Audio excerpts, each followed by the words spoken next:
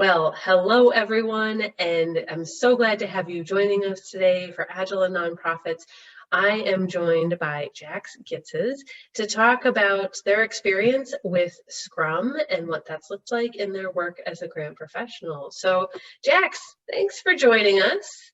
Hi, thank you for having me. This is Yeah, exciting. I'm, you know me, I get so excited when we talk about nonprofits and Scrum, and especially when we're in the grant space, I'm like, it's all the things. I get so excited. And so I would love it if you could help tell everyone a little bit about your work, about MANNA, your role, and overall, just your experience so far with Agile and Scrum. Sure. I am the grant writer for MANNA. MANNA is a 501c3 nonprofit based in the Philadelphia area. We do medical nutrition services. So what that really means is we provide medically tailored meals and nutrition counseling for people with serious illnesses like cancer, renal disease, HIV/AIDS, etc. Generally speaking, the idea is that when you get diagnosed with a serious illness, you also walk away with a prescription diet that does not get filled at a pharmacy. And so what we do is for people who are at acute nutritional risk, which means that, for instance, someone with cancer who's undergoing chemo, they're at nutritional risk because the treatments can be very harsh. And if you lose too much weight or something under it, which can be a side effect of the treatment, then you have to come off it. And so the idea is that with the right nutrition, we've been able to help people maintain the weight that they need to, get the nutrition that they need to, so that their bodies can withstand the harsh treatments, can fight and support their immune systems while they're doing this, and then also get the education that they need to better understand what their needs are in the nutritional field. I mean, there's multi-billion-dollar industry for losing weight and nutrition and all that kind of stuff, but that's very different than actually understanding a medical diet. And so our licensed dietitians help people to really get an understanding of how to eat healthy and what their individualized needs are based on what they are facing. Such important work. And so in your role as a grant professional for the organization, what's been your experience with Agile and Scrum? Is this something you've always done, or is this something new? What does this sound like for you? This is definitely something newer for me. I'm still on my hopefully very long-term Agile journey. And I actually was at a different organization prior to this. When I heard about Scrum, I actually watched, I believe you did another webinar on it, but it was Agile for Nonprofits. And then I also I also participated in the webinar on using Scrum to win more grants. And so as I was, my position at the other organization was more fundraising holistically based as opposed to specifically grants.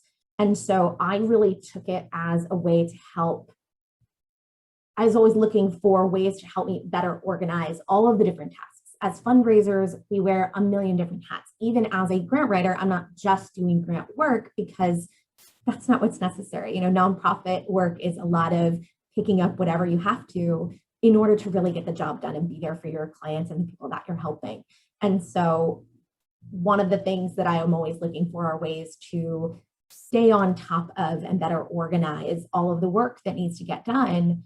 And Agile really clicked with me because I felt, as I got to know it, it seemed really daunting, all of these big tenets and everything. But as I got further into it, I realized I already was kind of living that a little.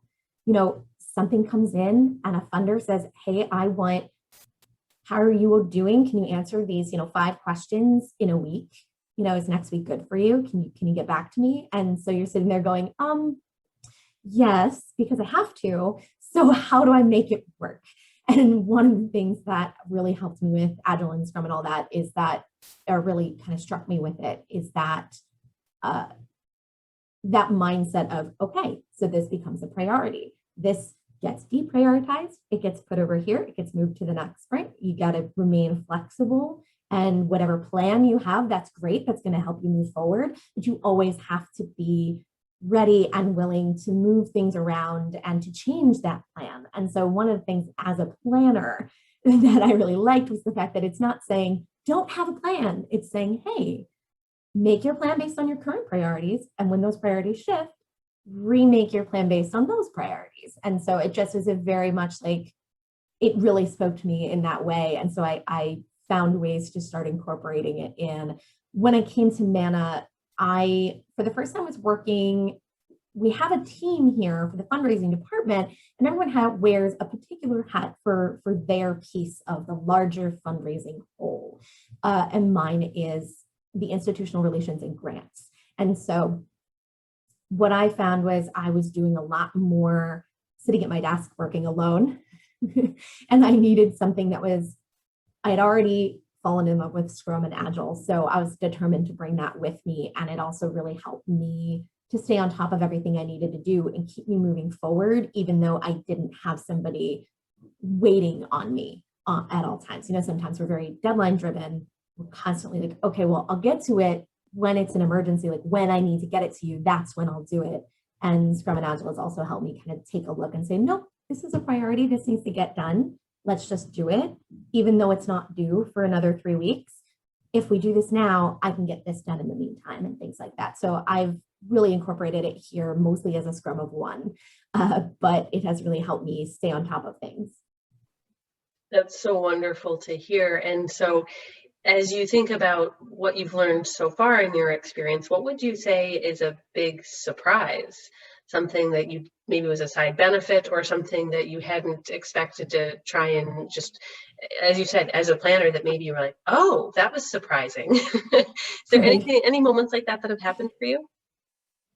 Yeah, I think the biggest surprise was how much I already had been doing some of that. Like I said, as a fundraiser, we're already having to reprioritize whenever something new comes down, either from our own organization or from outside funders. Whatever it is, that now needs to be priority and we have to shift. And so I already was doing that. This just allowed me to codify and refine how I went about doing that. And it made an enormous difference. It also made it feel less daunting because I wasn't changing everything about what I do. I already would come in on a Monday morning, look at my week, figure out what are the big things that have to get done, what are the secondary things I'd like to get done, and writing out, daily come in, well, what am I going to get done today? I was already doing a daily Scrum with my team, constantly in contact with them, but we didn't call it daily Scrum. We didn't limit it to 15 minutes. We didn't, we weren't doing the things that helped to streamline it. But what surprised me was all of the different things that with a very little bit of tweaking, I was already kind of doing that fit really well into the Scrum framework.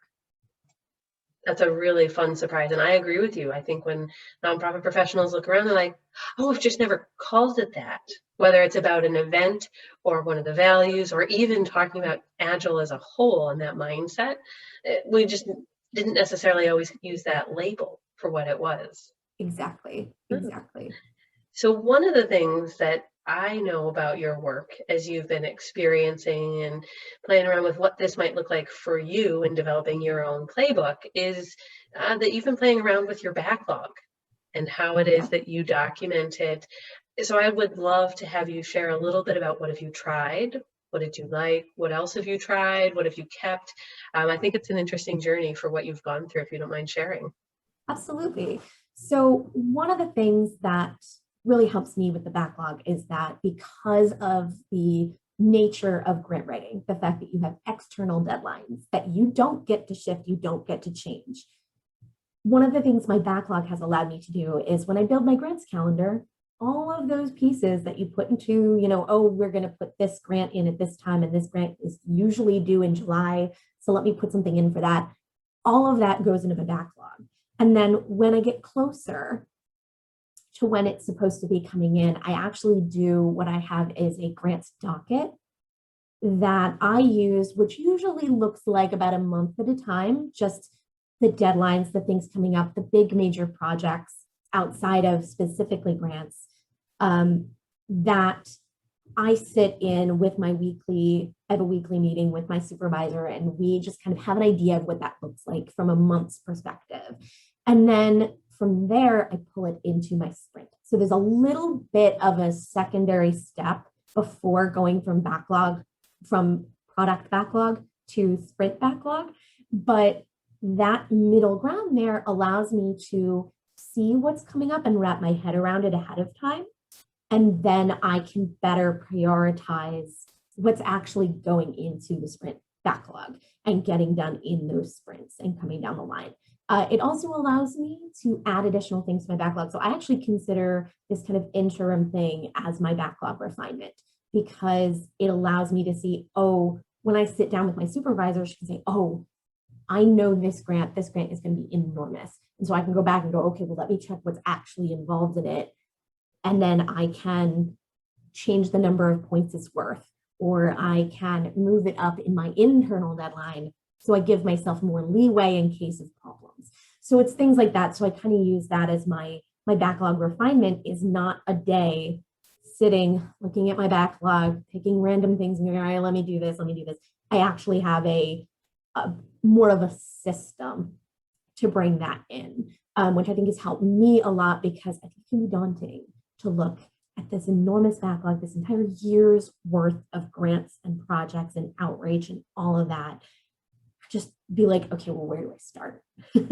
So I think taking the month at a time is really helpful. The other thing that I found really helpful for developing that backlog in the first place was actually from your using Scrum to win grants, which is, you won't be able to see it even if I turn my camera off because I'm in the conference room, but I have my wall set up with each month and I have Post-its, and I've been moving that now to a Miro board, same as also because of your team, to shift that into Miro. That allows me to see the whole year at a glance. It also allows me to rearrange some of the rolling deadlines and put an internal deadline, or at least decide what month they're going to be, I'm going to be applying for them, not based on when did I apply in the past, but based on when will I actually have time to do this grant. And then I'll do a very basic point system for that. So in my backlog, everything has a point system. I use the Fibonacci sequence. I found that was really helpful. So I give everything a number, but then once it goes into my sprint backlog and goes through the refinement process, that number gets shifted to be more reflective of what's actually included in the requirements and the definition of done for that particular epic.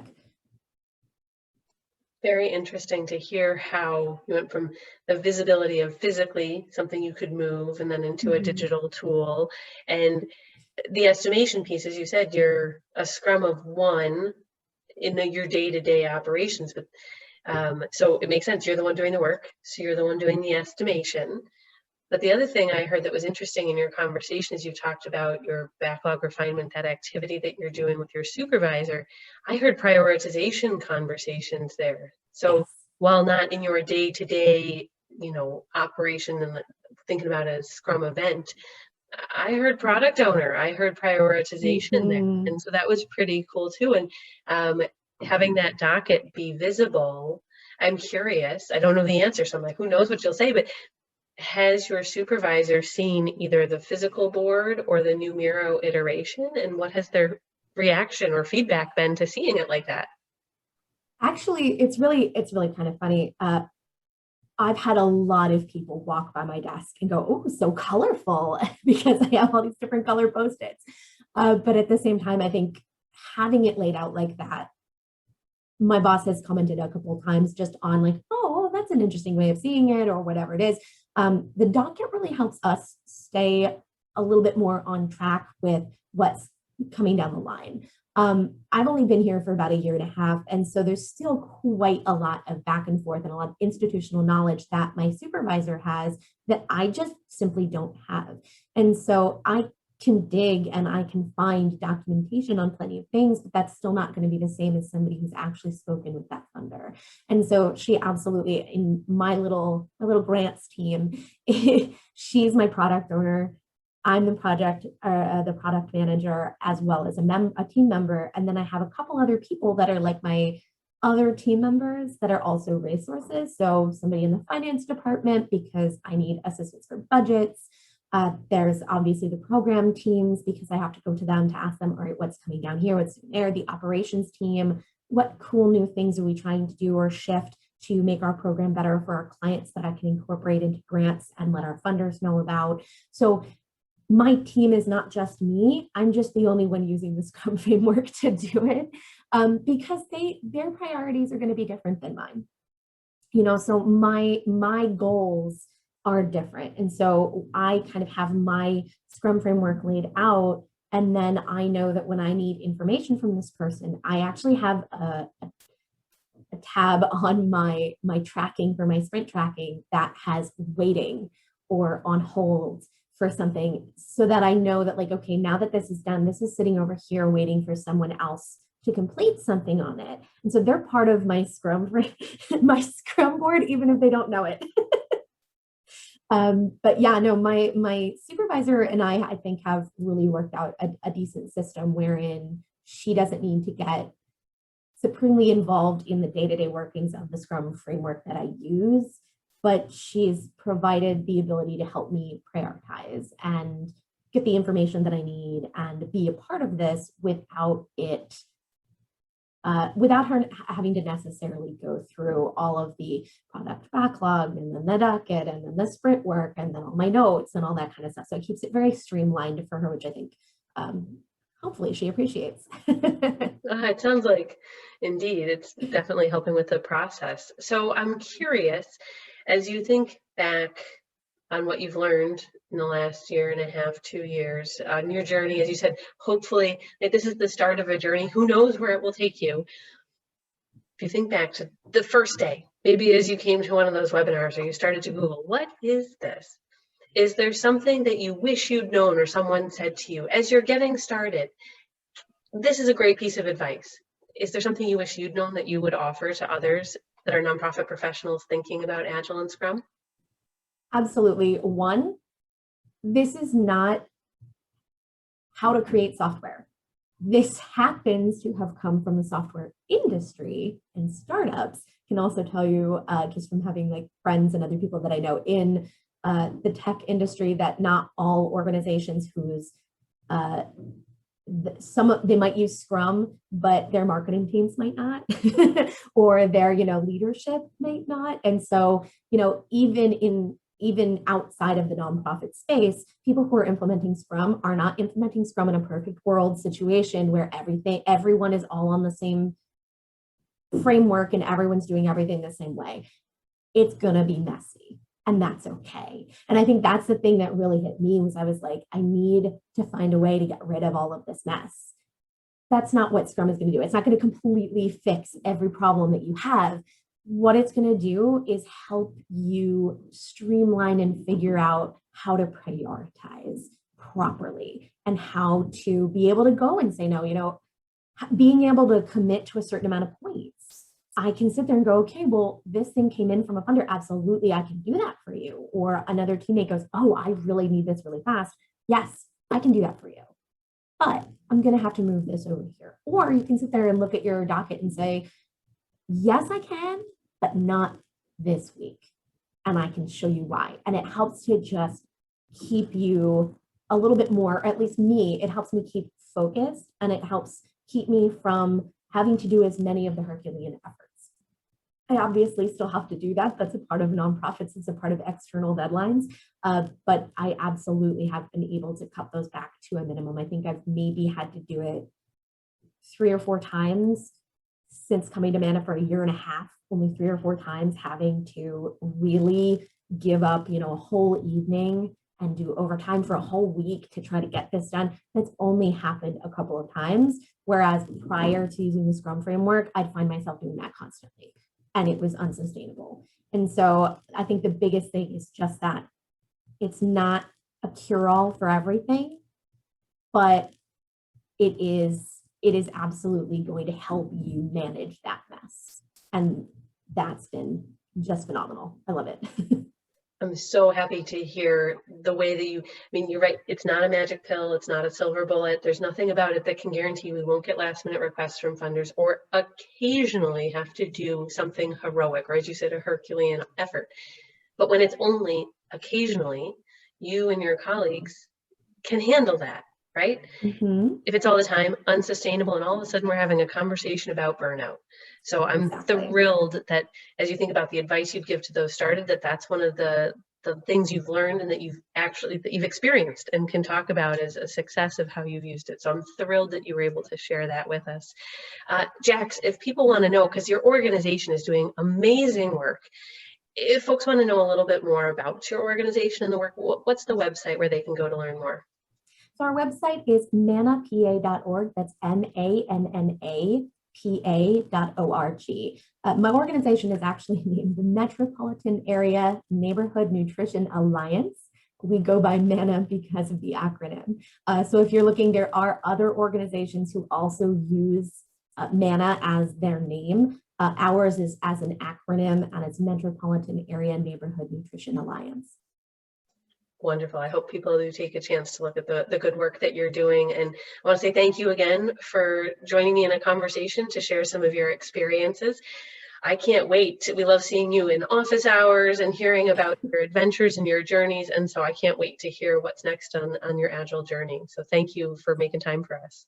Absolutely. Thank you so much for the opportunity to give back and share. It's absolutely because of your webinars that I got started into this. So it's the least I can do. Thank you. That's wonderful. Well, for those wanting to learn more, definitely make sure that you check out agilenonprofits.com so you can find out about office hours and some of those recordings of the webinars that Jax was mentioning today.